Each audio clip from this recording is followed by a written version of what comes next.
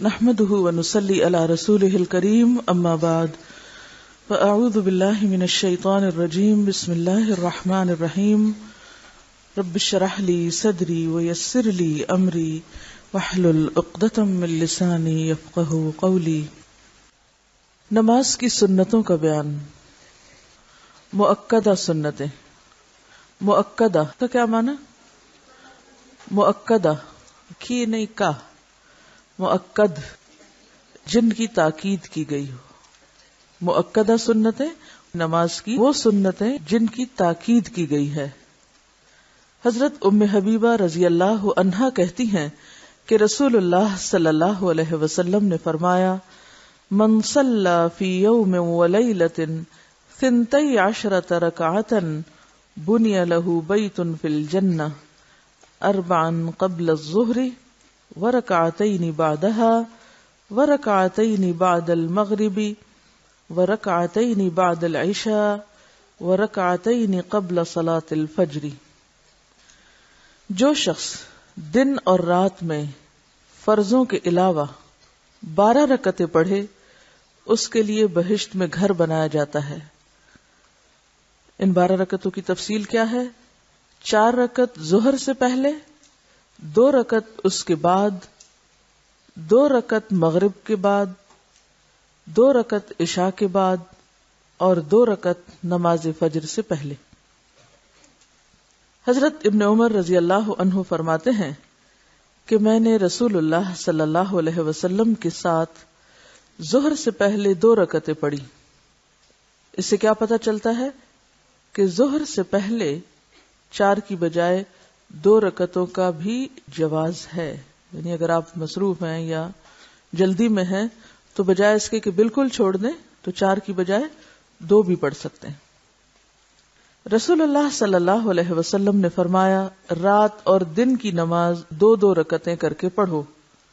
تو اس سے یہ بھی پتہ چلتا ہے کہ 4 رکعت کو بھی 2 کر کے پڑھا جا سکتا ہے۔ رسول اللہ صلی اللہ علیہ وسلم سنتیں گھر میں پڑھتے تھے۔ حضرت عبداللہ بن شقیق سے روایت ہے کہ میں نے حضرت عائشہ سے رسول اللہ صلی اللہ علیہ وسلم کے نفلوں کا حال دریافت کیا تو حضرت عائشہ نے کہا، رسول اللہ صلی اللہ علیہ وسلم میرے گھر میں ظہر سے پہلے 4 رکعتیں پڑھتے تھے، پھر آپ نکلتے اور لوگوں کے ساتھ ظہر کے فرض پڑھتے، پھر گھر میں داخل ہوتے اور 2 رکعتیں نماز پڑھتے۔ آپ لوگوں کے ساتھ مغرب کی نماز پڑھتے، پھر گھر میں داخل ہوتے اور 2 رکعت سنت پڑھتے، پھر آپ لوگوں کے ساتھ عشاء کی نماز پڑھتے، پھر گھر میں داخل ہوتے اور 2 رکعتیں نماز پڑھتے، اور رات کو آپ صلی اللہ علیہ وسلم 9 رکعت تہجد کی نماز پڑھتے، ان میں وتر بھی ہوتا تھا، اور جب صبح نمودار ہوتی تو نماز فجر سے پہلے 2 رکعتیں سنت پڑھتے تھے، اور یہ سنت نمازیں اور نفل نمازیں آپ کی گھر پر ہوتی تھی۔ غیر مؤکدہ سنتیں۔ رسول اللہ صلی اللہ علیہ وسلم نے فرمایا، جو شخص عصر سے پہلے 4 رکعت سنت پڑھے اللہ اس پر رحمت کرے، یعنی شوق دلایا گیا ہے، تاکید نہیں۔ مغرب سے پہلے 2 رکعتیں۔ رسول اللہ صلی اللہ علیہ وسلم نے 2 مرتبہ فرمایا، مغرب سے پہلے 2 رکعتیں ادا کرو، تیسری بار فرمایا جس کا جی چاہے، یعنی یہ بھی غیر مؤکدہ ہے۔ یہ اس لیے فرمایا کہ کہیں لوگ اسے سنت مؤکدہ نہ بنا لیں۔ حضرت انس رضی اللہ عنہ سے روایت ہے کہ مدینہ میں مؤذن مغرب کی اذان کہتا، ہم سب ستونوں کی طرف دوڑتے اور 2 رکعتیں پڑھتے۔ لوگ اس کثرت سے 2 رکعتیں پڑھتے کہ اجنبی یہ گمان کرتا کہ مغرب کی جماعت ہو چکی ہے، یعنی سب لوگ تقریباً یہ سنتیں پڑھنے کے لیے دوڑ پڑتے تھے۔ ستونوں کا ذکر کیوں ہے؟ اس سے کیا حکمت کی بات پتہ چلتی؟ سترہ بنانے کے لیے، کیونکہ ہوتا یہ نا کہ جب سنت پڑھی جا رہی ہوتی ہے تو کوئی شخص صف کو ملانے کے لیے آگے سے گزرتا ہے، کوئی دائیں سے کوئی بائیں سے، تو اس صورت میں پھر عموماً نمازیوں کے لیے گزرنا مشکل ہو جاتا ہے۔ تو خاص سنت آپ فرض سے پہلے پڑھیں یا پھر فرض کے بعد پڑھیں، کوشش یہ کریں کہ آپ کے سامنے سترہ ہو، کیونکہ جماعت کی نماز میں تو امام کے سامنے کا سترہ سب کے لیے کافی ہو جائے گا، لیکن سنت کے لیے اپنا اپنا سترہ بنانا پڑے گا، اور اس کے لیے خصوصاً ایسی جگہ کی تلاش کہ جہاں آپ کے آگے سے کوئی نہ گزرے، جیسے پلر وغیرہ ہو، اور اگر ایسی جگہ نہ ملے تو پھر اپنی ہی کوئی چیز سامنے رکھ کے، جیسے بیگ ہے یا کوئی بھی چیز رکھ کے نماز پڑھیں تاکہ گزرنے والوں کو تکلیف نہ ہو، کیونکہ بعض لوگ لمبی نماز رستے میں پڑھنے کھڑے ہو جاتے ہیں، اس سے دوسروں کو پریشانی ہوتی ہے، تو دوسروں کو تکلیف دینے سے بچنا چاہیے۔ اور یہ جو 2 رکعت مغرب سے پہلے اگر آپ کو کبھی عمرے پہ جانے کا اتفاق ہوا ہو تو مسجد نبوی اور حرم پاک میں مغرب کی اذان ہوتے ہی لوگ کھڑے ہو جاتے ہیں جماعت سے پہلے یہ 2 رکعتیں پڑھنے۔ مرثد بن عبداللہ رحمۃ اللہ علیہ حضرت عقبہ رضی اللہ عنہ کے پاس آئے اور کہا، کیا یہ عجیب بات نہیں کہ ابو تمیم رضی اللہ عنہ مغرب کی نماز سے پہلے 2 رکعتیں پڑھتے ہیں؟ عقبہ رضی اللہ عنہ نے کہا کہ ہم بھی رسول اللہ صلی اللہ علیہ وسلم کے زمانے میں پڑھتے تھے۔ اس نے پوچھا اب کیوں نہیں پڑھتے؟ کہنے لگے کہ مصروفیت ہے۔ یعنی اس بات کا ثبوت تو ہے کہ یہ پڑھی جا سکتی ہیں، لیکن اگر کوئی شخص مصروفیت کی وجہ سے نہ پڑھ سکے تو اس کی رخصت ہے، گنجائش ہے۔ جمعہ کے بعد کی سنتیں۔ نبی صلی اللہ علیہ وسلم نے فرمایا، جب تم جمعہ کے بعد نماز پڑھنا چاہو تو 4 رکعت ادا کرو۔ معلوم ہوا کہ جمعہ کے بعد 4 رکعت سنت پڑھنی چاہیے، اور اگر کوئی 2 رکعتیں بھی پڑھ لے تو جائز ہوگا۔ حضرت ابن عمر رضی اللہ عنہ روایت کرتے ہیں کہ رسول اللہ صلی اللہ علیہ وسلم جمعہ کے بعد کچھ نماز نہیں پڑھتے تھے، یہاں تک کہ اپنے گھر آتے تو 2 رکعت پڑھتے۔ بعض علماء نے یہ تطبیق دی ہے۔ تطبیق کا کیا معنی ہوتا ہے؟ تطبیق مطابقت پیدا کرنا، یعنی کنٹرڈکشن دور کرنا، کہ مسجد میں 4 سنتیں 2 کر کے پڑھے، اور اگر گھر میں آ کے پڑھے تو 2 سنتیں پڑھے۔ ٹھیک ہے، یعنی آپ دیکھیے کہ یہ جو اوپر 2 تطبیق ہے نا، تو ایک آپ صلی اللہ علیہ وسلم کا قول ہے کہ اگر کوئی جمعہ کے بعد نماز پڑھنا چاہے تو 4 رکعتیں پڑھے، لیکن آپ کا عمل کیا تھا گھر میں کہ آپ نے گھر میں 2 رکعت پڑھی۔ تو علماء نے کیا کہا کہ مسجد میں پڑھنا چاہے تو 4 پڑھے، گھر پڑھے تو آپ کی سنت کی پیروی میں 2 پڑھ لی۔ فجر کی سنتوں کی فضیلت۔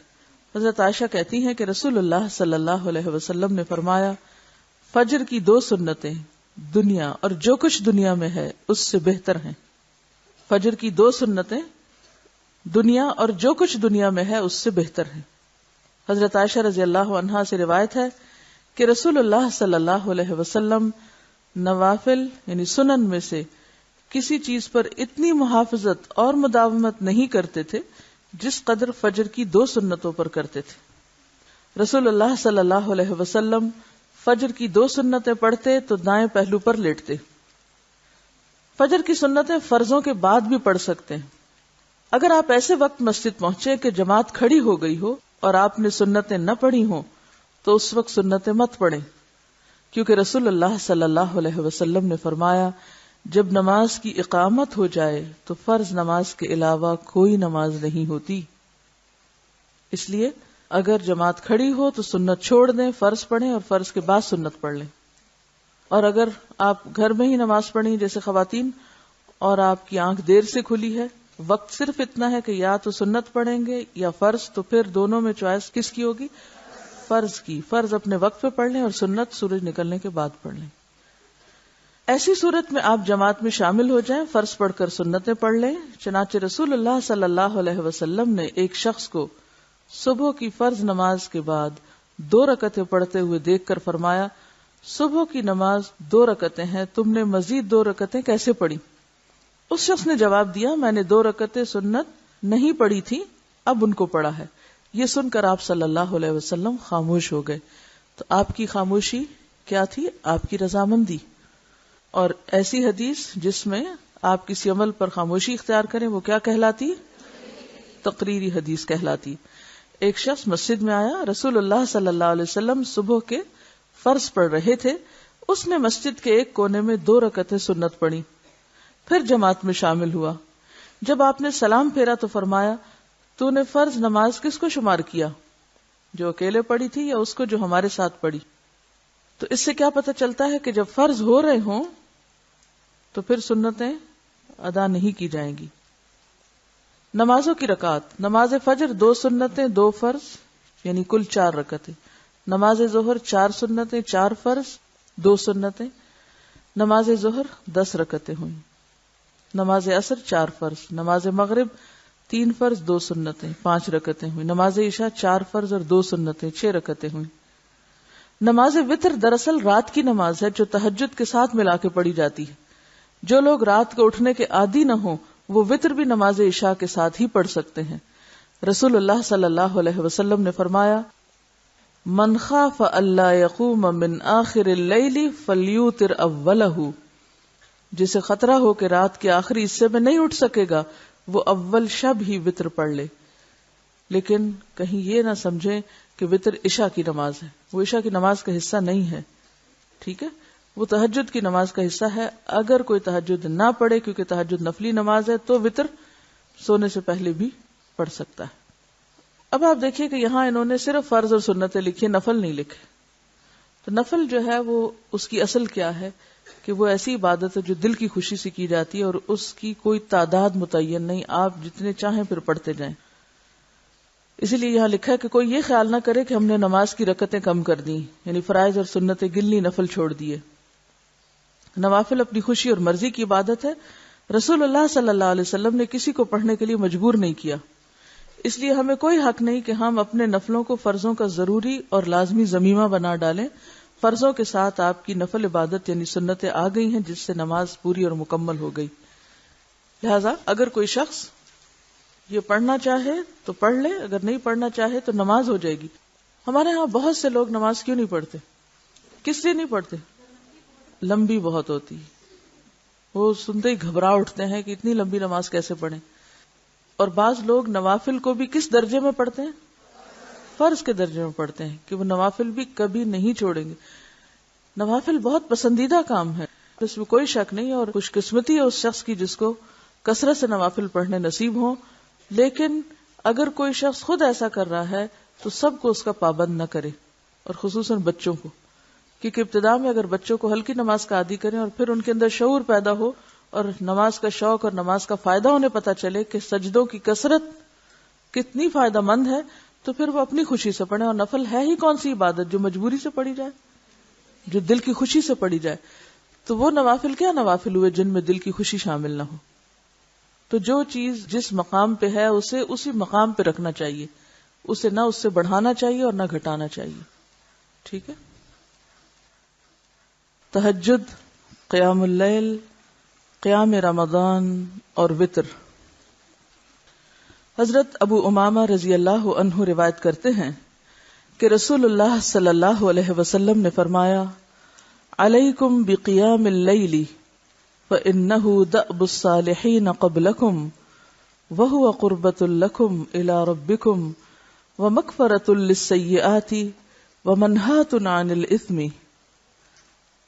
تہجد ضرور پڑھا کرو کیونکہ وہ تم سے پہلے صالحین کی روش ہے، یعنی شروع سے نیک لوگوں کا طریقہ چلا آیا ہے، اور تمہارے لیے اپنے رب کی قرب کا وسیلہ، گناہوں کے مٹنے کا ذریعہ اور گناہوں سے بچنے کا سبب ہے.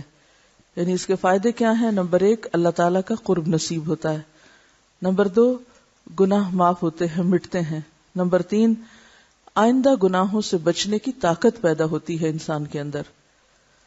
حضرت ابو ہریرہ رضی اللہ عنہ روایت کرتے ہیں کہ رسول اللہ صلی اللہ علیہ وسلم نے فرمایا اس شخص پر اللہ کی رحمت ہو جو رات کو اٹھا، پھر نماز پڑھی اور اپنی عورت کو جگایا، یعنی بیوی کو جگایا، پھر اس نے نماز پڑھی، پھر اگر عورت نہ جاگی تو اس کے منہ پر پانی کے چھینٹے مارے.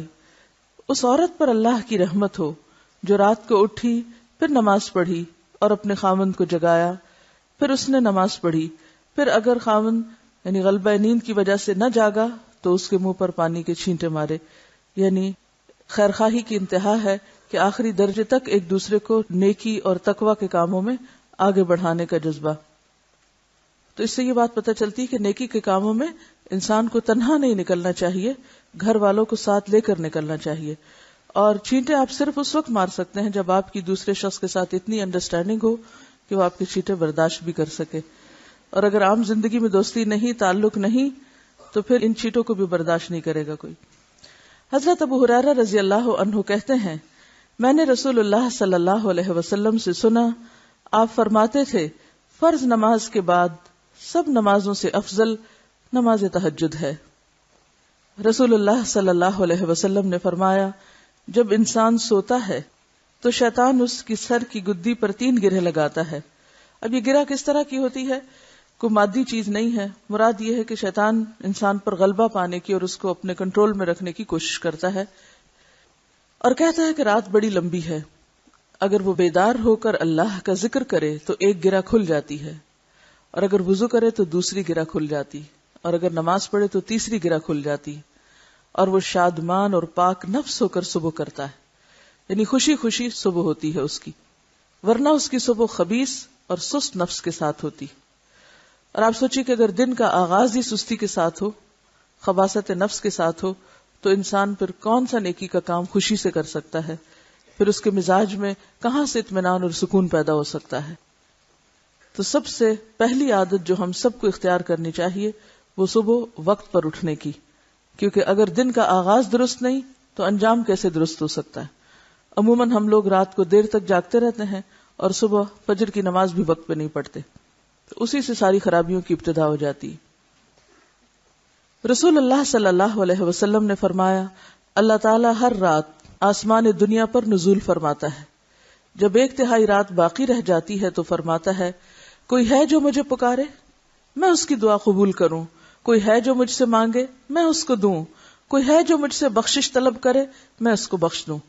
ہم میں سے ہر شخص اس بات کا حریص ہے کہ اس کی دعائیں قبول ہوں، لیکن جو دعاؤں کی قبولیت کا وقت ہوتا ہے اس سے فائدہ نہیں اٹھاتے، اور پھر جب کوئی ضرورت پڑتی ہے تو بندوں سے مانگتے ہیں، یا بندوں سے توقع رکھتے ہیں، یا بندوں کا سہارا ڈھونڈتے ہیں۔ اور آپ سوچئے کہ اللہ تعالیٰ اس وقت ان بندوں کو کس نظر سے دیکھتا ہوگا جو ضرورت کے وقت اللہ کو چھوڑ کر جو ہر چیز دے سکتا ہے بندوں کے در پہ جاتے ہیں، یا بندوں سے توقع رکھتے ہیں، یا بندوں پر تکیہ کرتے ہیں، یا بندوں پر توکل اور بھروسہ کرتے ہیں۔ آپ خود سوچئے، ذرا تھوڑا سا اس بات کو محسوس تو کیجئے کہ جو قادر مطلق ہستی ہر وقت آپ کو دینے کو تیار ہے، اس کو تو آپ بھول جائیں، اور بندے جو کسی کام کے قابل نہیں ان پہ بھروسہ کر بیٹھیں اور ان سے امیدیں لگا بیٹھیں، اس وقت اللہ تعالیٰ کیا سوچتا ہوگا کہ میرا یہ بندہ کیسا ہے جو مجھے چھوڑ کر، مجھ سے منہ موڑ کر اوروں کے در پہ جاتا ہے۔ یعنی کتنی گھٹیا حرکت ہے ویسے بھی اگر سوچا جائے تو، اور کتنی بے وقوفی کی بات ہے کہ جو رب سب کچھ کر سکتا ہے اس سے تو نہ مانگا جائے، اور انسان جو کسی کام کے لائق نہیں، کچھ بھی ان کے اختیار میں نہیں، مٹی کے پتلے ہیں، ان کے پیچھے بھاگے انسان اور ان سے مانگے اور ان پر نظر رکھے۔ تو پہلی چیز جو ہمیں زندگی میں لانی ہے وہ اللہ کی پہچان ہے، اور اللہ کی قدر پہچاننے کی بات ہے، اللہ کی عظمت کو دل میں لانے کی بات ہے۔ جب تک وہ نہیں آتی کوئی عمل درست نہیں ہو سکتا، نہ نمازیں درست ہو سکتی ہیں اور نہ ہی معاملات اور اخلاق درست ہو سکتا ہے، کیونکہ ہماری ساری خرابیوں کی اصل وجہ شرک ہے کہ ہم اس کو بھول کر اوروں پہ توکل کرتے ہیں، اوروں کی طرف دیکھتے ہیں۔ تو ہم میں سے کون ہے جو محتاج نہیں؟ ہم میں سے کون ہے جسے یہ ضرورت نہیں کہ اس کی دعائیں قبول ہوں؟ ہم میں سے کون ہے جو یہ نہیں چاہتا کہ اس کی سنی جائے؟ لیکن جب وہ پکارتا ہے تو ہم سو جاتے ہیں۔ لہذا ہم سب کو پھر اپنے اندر جھانکنے کی ضرورت ہے اور اپنی کمی کو دیکھنے کی ضرورت ہے، نہ کہ اللہ پر شکوہ کرنے کی۔ تو اللہ تعالیٰ ہر روز پکارتا ہے، کوئی ہے جو مجھے پکارے میں اس کی دعا قبول کروں؟ کہاں ہے پکارنے والے؟ کہاں ہے ضرورت مند اور حاجت مند؟ کوئی ہے جو مجھ سے مانگے تو میں اس کو دوں؟ کوئی ہے جو مجھ سے بخشش طلب کرے میں اس کو بخش دوں؟ دیکھیں کب تک ہم سوتے رہیں گے اور اس سے استغفار نہیں کریں گے؟ کہیں ایسا نہ ہو کہ اس مصیبت میں جا پڑیں کہ جہاں پھر سونا نصیب ہی نہ ہو، جہاں پھر کوئی سو ہی نہیں سکتا۔ نبی رحمت صلی اللہ علیہ وسلم کا شوق تہجد، حضرت مغیرہ رضی اللہ عنہ فرماتے ہیں، رسول اللہ صلی اللہ علیہ وسلم نے رات کو تہجد میں اتنا لمبا قیام کیا کہ آپ کے پاؤں سوج گئے۔ آپ سے سوال ہوا، آپ اتنی مشقت کیوں کرتے ہیں؟ آپ تو اللہ کے پیارے ہیں، اللہ کے قریب ہیں، آپ کیوں اتنا تھکاتے ہیں خود کو؟ حالانکہ آپ مغفور ہیں، یعنی آپ کی تو ہر چیز بخشی جا چکی ہے، یعنی آپ تو اللہ کے چنے ہوئے بندوں میں سے ہیں، آپ پر تو اللہ کی رحمتیں ہیں۔ آپ نے فرمایا، کیا پھر میں اللہ کا شکر گزار بندہ نہ بنوں یعنی اگر اللہ نے مجھ پر اتنا انعام کیا ہے، اتنا کرم کیا ہے کہ ہر نعمت سے نوازا ہے، نبوت کی نعمت سے نوازا ہے، بخشش اور رحمت کی نعمت سے نوازا ہے، تو پھر کیا مجھے شکر گزار نہیں ہونا چاہیے؟ یہ سب کچھ پا کے پھر سو جانا چاہیے، پھر آرام کرنا چاہیے، پھر اسی رب کو بھول جانا چاہیے جس نے یہ سب کچھ دیا؟ تو شکر گزاری کیا ہے؟ نعمتوں کا اعتراف، اور نعمتیں پا کر نعمت دینے والے کو یاد رکھنا، اس کو نہ بھولنا، اور اسی کو نمبر 1 رکھنا۔ نیند سے جاگتے وقت یہ دعا پڑھیں۔ حضرت عائشہ رضی اللہ عنہا فرماتی ہیں کہ رسول اللہ صلی اللہ علیہ وسلم جب رات کو بستر سے تہجد کے لیے اٹھتے تو یہ دعا پڑھتے: اللہ اکبر 10 بار، الحمدللہ 10 بار، سبحان اللہ و بحمدہ 10 بار، سبحان الملک القدوس 10 بار، استغفر اللہ 10 بار، لا الہ الا اللہ 10 بار، اور پھر اللہم اعوذ بک من ضیق الدنیا و ضیق یوم القیامہ 10 بار۔ یہاں گنتی کا ذکر ہوا ہے کیونکہ 1 سے زائد تسبیحات ہیں، اور 10 بار گننا کچھ مشکل بھی نہیں۔ ساری تسبیحات پڑھ کے اللہ کی بڑائی بیان کر کے، اللہ کی تعریف بیان کر کے، اللہ کی تسبیح بیان کر کے، استغفار پڑھ کے، لا الہ الا اللہ پڑھ کے جو افضل الذکر ہے، اور پھر دعائیں مانگتے جن میں سے ایک ہے اللہم اعوذ بک من ضیق الدنیا و ضیق یوم القیامہ، اور پھر اللہم اغفر لی واہدنی وارزقنی وعافنی، اور پھر تہجد شروع کرتے۔ ترجمہ کیا ہے؟ اللہ سب سے بڑا ہے، ساری تعریف اللہ کے لیے ہے، اللہ اپنی تعریف سمیت ہر عیب سے پاک ہے، میں نہایت ہی پاکیزہ بادشاہ کی پاکی بیان کرتا ہوں، میں اللہ سے بخشش طلب کرتا ہوں، اللہ کے سوا کوئی سچا معبود نہیں ہے، اے اللہ میں دنیا و آخرت کی تنگیوں سے تیری پناہ مانگتا ہوں، اے اللہ مجھے معاف فرما، مجھے ہدایت عطا کر، مجھے رزق دے اور عافیت سے نواز۔ تو اس سے یہ بھی پتہ چلتا ہے کہ تہجد کی دعاؤں میں بہترین دعائیں کیا ہیں جو مانگی جا سکتی ہیں، اور وہ استغفار ہے اور دنیا اور آخرت کی تنگی سے پناہ مانگی گئی ہے۔ وہ پیچھے ہم نے پڑھا نا معیشتاً ضنکا، اور یہاں کیا ہے؟ اے اللہ میں دنیا اور قیامت کے دن کی تنگی سے تیری پناہ چاہتا ہوں۔ تو دنیا کی تنگی کیا ہے؟ کہ انسان کے پاس سب کچھ ہو لیکن پھر بھی اس کا دل خوش نہ ہو اور مطمئن نہ ہو، یا پھر رزق کی تنگی، دل کی تنگی اور مختلف چیزوں میں تنگی، اور پھر اسی طرح آخرت میں قبر میں تنگی یعنی عذاب قبر، اور قیامت کے دن بھی جو مختلف احوال ہیں یوم القیامہ کے، ان سب میں ایک تنگی اور گھٹن کا شکار ہونا۔ تو اس کی دعا مانگی کہ اللہ میں ان ساری تنگیوں سے اپنے آپ کو بچا کے تیری پناہ میں دیتا ہوں، اور پھر ہدایت کی دعا، رزق کی دعا، عافیت کی دعا، یعنی کتنی خوبصورت دعائیں ہیں جو نبی صلی اللہ علیہ وسلم نے مانگی۔ بعض اوقات ہم مانگنے لگتے ہیں نا تو سوچتے ہی رہ جاتے ہیں مانگے کیا، کہ سمجھ ہی نہیں آتی کیا مانگے۔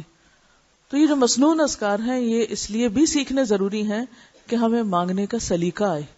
اگر خود مانگنا نہیں آتا تو اللہ کے رسول صلی اللہ علیہ وسلم نے جس طریقے سے مانگا اسی طریقے سے ہم مانگ لیں۔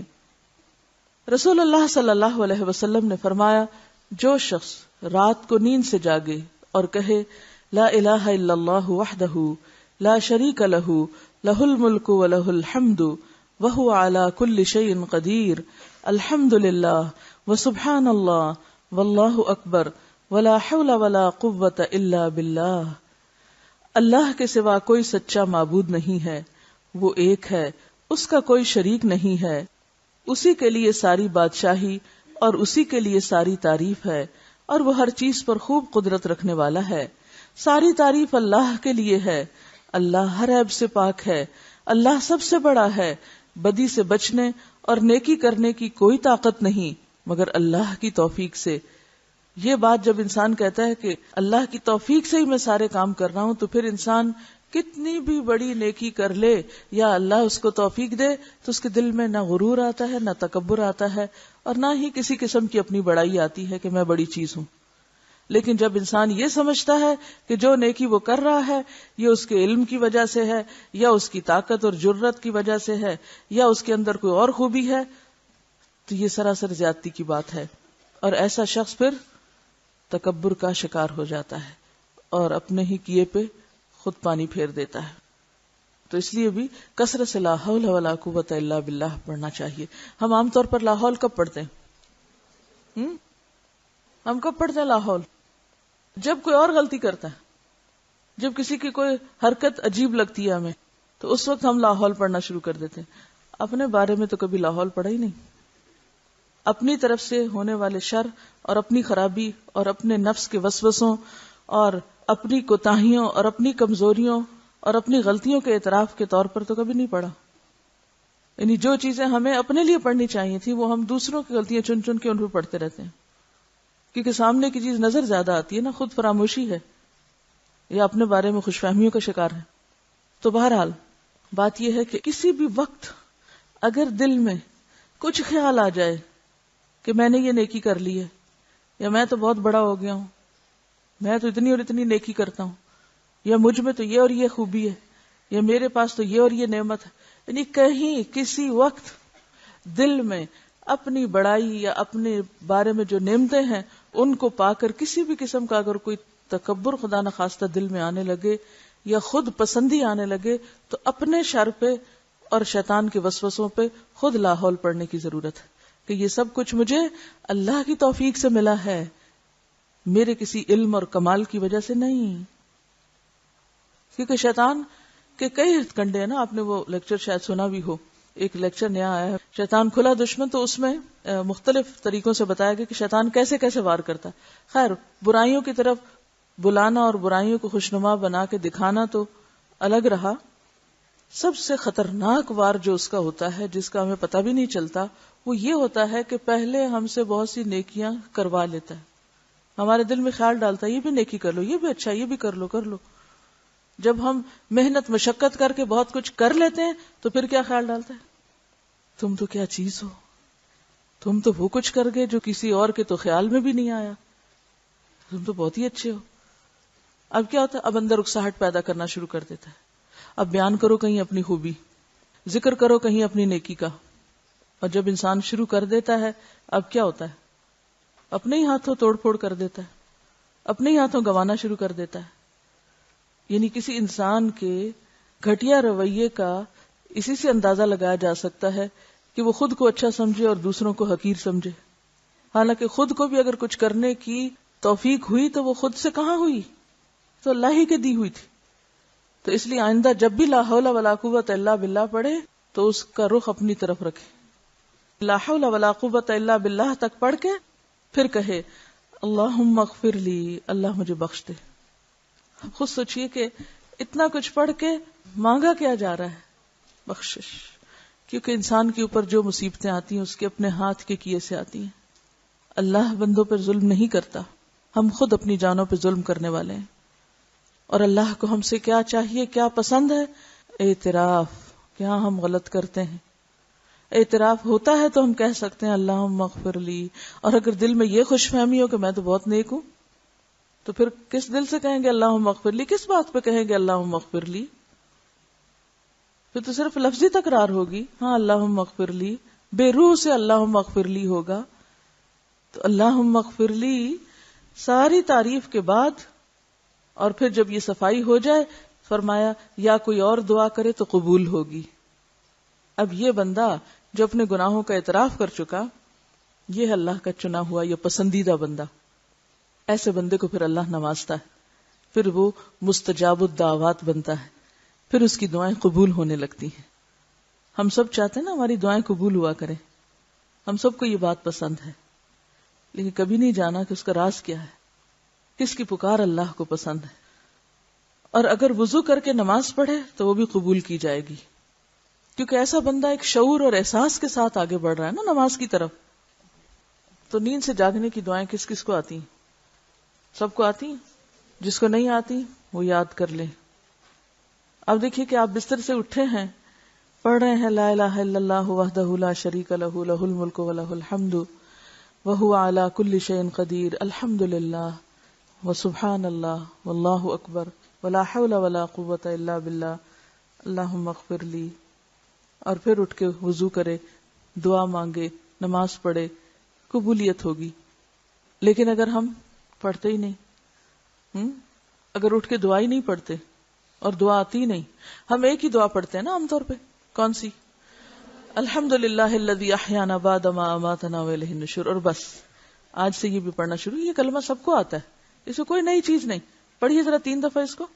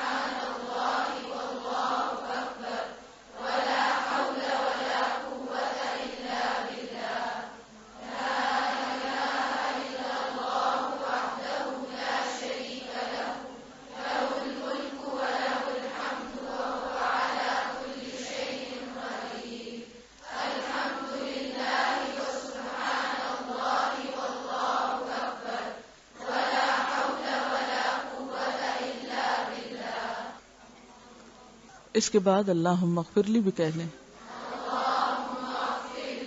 ٹھیک ہے, آپ کے پاس ہے یادداشت کی کتاب, کاپی, چھوٹی ڈائری نکالیں اور اس پہ لکھیں, اور کل دن کو اپنے کو چیک کریں کہ یہ پڑھا یا نہیں پڑھا, کیونکہ ابھی یہاں بیٹھ کے تو آپ ارادے باندھ رہے ہیں, باہر نکل کے بھول جائیں گے. آپ کے پاس وہ چھوٹی کتاب ہے رسول اللہ صلی اللہ علیہ وسلم سے میرا تعلق, وہ اگر ہے تو کھول کے دیکھیے, اس میں صبح کے بیدار ہونے کی سنتوں میں یہ لکھا ہوا ہے. اگر نہیں تو وہاں بھی لکھ سکتے ہیں, آپ اس کو نکال کے دیکھیے اور لکھ لیجئے, اور اس کو چیک بھی کیجئے کسی نے کیا کہ نہیں خود کو. دیکھیے یہ کتابیں خرید کے بیگ بھرنے کے لیے نہیں ہیں, یہ سوچنے کے لیے کہ ہاں کل ہم گھر جائیں گے, یہ کورس ختم ہوگا نا تو ایک دفعہ ہم اپنی اچھی سی زندگی شروع کریں گے, ابھی تو صرف اکٹھا کر لیں. نہیں, ابھی سے شروع کریں. لکھا ہے اس میں بیدار ہونے کی سنتوں میں کیا لکھا ہے؟ مسنون دعا, بس یہ لکھا ہے. ہاں تو مسنون دعا کے آگے آپ لکھ لیجئے لا الہ الا اللہ وحدہ, بس اشارتاً لکھ لیجئے تاکہ آپ کو پھر آئندہ زندگی میں کبھی نہ بھولے, کیونکہ جب آپ خود کو پھر خود چیک کریں گے تو خود ہی اندازہ ہو جائے گا کہ آپ کہاں کھڑے.